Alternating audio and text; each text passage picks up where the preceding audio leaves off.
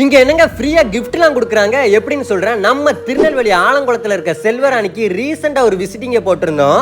இங்க என்னதாங்க இல்ல எல்லாமே வச்சிருக்காங்க. குட்டீஸ்கள்ல இருந்து பெரியவங்க வரைக்கும் அவ்வளவு ட்ரெஸ்ஸஸ் வச்சிருக்காங்க. இப்போ ஒரு குட்டி பாப்ஸுக்கு எடுக்க போகணும்னு நினைச்சீங்கன்னு வச்சுக்கோங்களேன், ஒரு தனி செக்ஷன்ல அவ்வளோ கலெக்ஷன்ஸ் வச்சிருக்காங்க. அதே மாதிரி தான் குட்டி தம்பிக்கு எடுக்க போனாலும் தனி செக்ஷன்ல நிறைய கலெக்ஷன்ஸ் வச்சிருக்காங்க.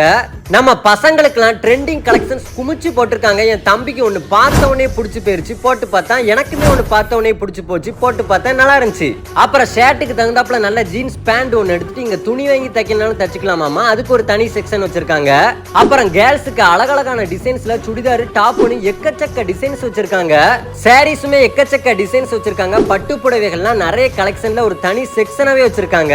ஃபைனலா அந்த ஃப்ரீ ஸ்பாட் கிஃப்ட் நம்ம தென்காசியான ஆலங்குளத்துல இருக்க செல்வராணி பிரான்ச்ல 2000 இருந்து 25,000 ரூபாய்க்கு மேல பர்ச்சேஸ் பண்றவங்களுக்கு இங்க இருக்க நமக்கு பிடிச்ச கிஃப்ட்டை வாங்கிட்டு போலாமா.